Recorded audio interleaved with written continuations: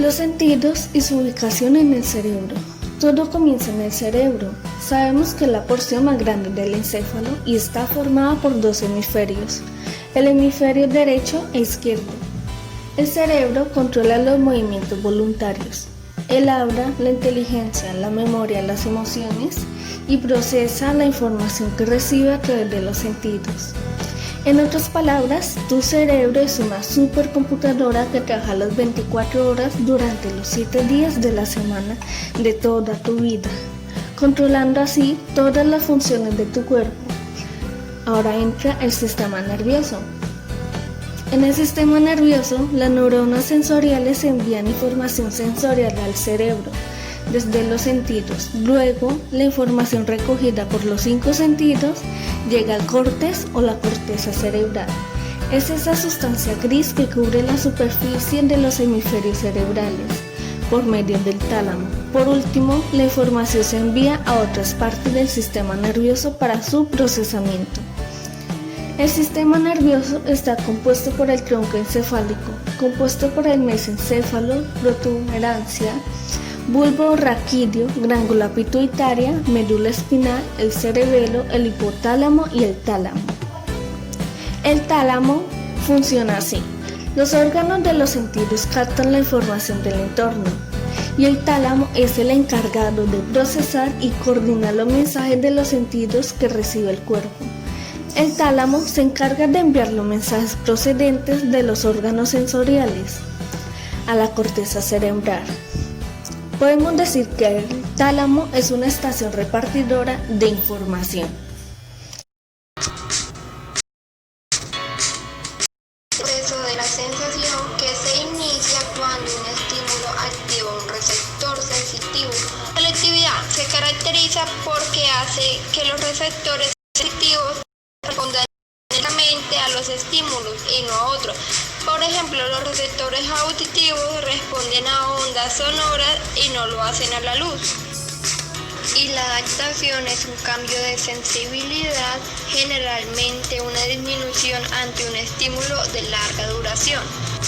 La capacidad de adaptación de los receptores es variable. Los receptores de adaptación rápida, también llamados básicos, como la expresión del tacto y el olfato, se adaptan muy rápidamente. Los receptores de adaptación lenta, también llamados tónicos, como los de la posición del cuerpo, y podemos considerar varias clasificaciones de los receptores según su complejidad.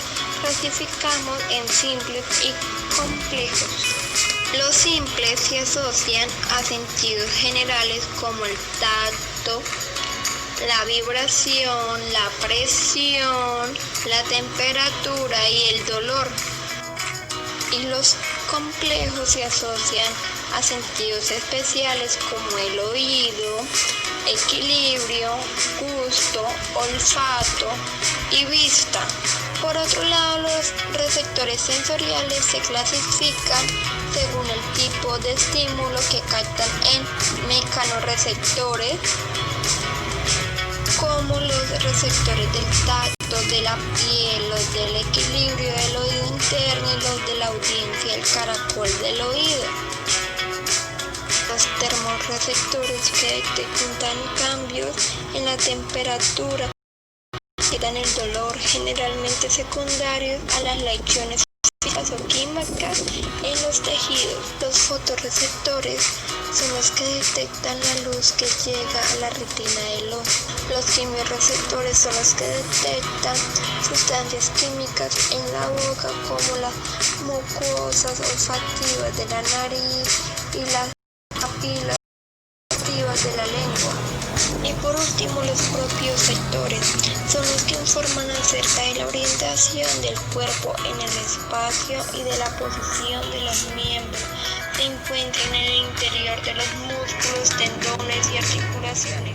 El umbral y sus tipos. Los umbrales sensoriales se refieren al grado en el que un sujeto reacciona ante un estímulo determinado, teniendo en cuenta la intensidad necesaria para notarlo. En su escala existen dos tipos de umbrales: los umbrales mínimos y los umbrales máximos. El umbral mínimo, mientras más sea, bajo el umbral de una persona en cuanto a un estímulo específico, menor grado de tolerancia presentará ante el mismo. En otras palabras, un umbral mínimo es la cantidad mínima de un estímulo necesario para percibirlo.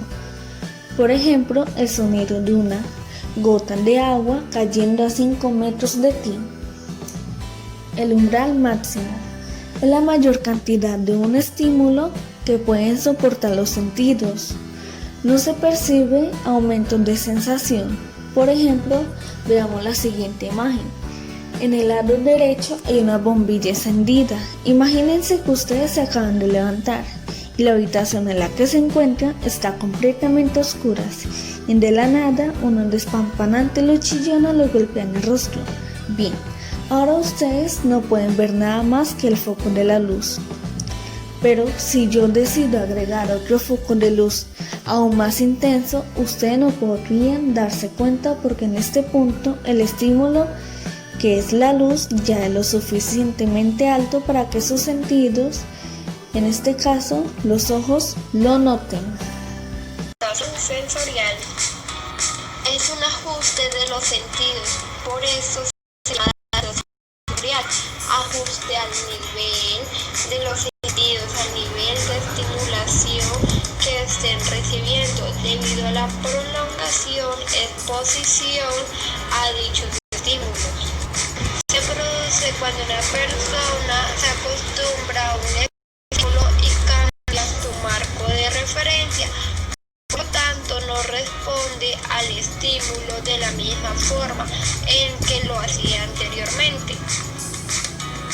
Por ejemplo, si estamos expuestos al estímulo del frío por largo tiempo, ya no vamos a sentir tanto porque nuestro cuerpo se adapta a esa sensación sensorial.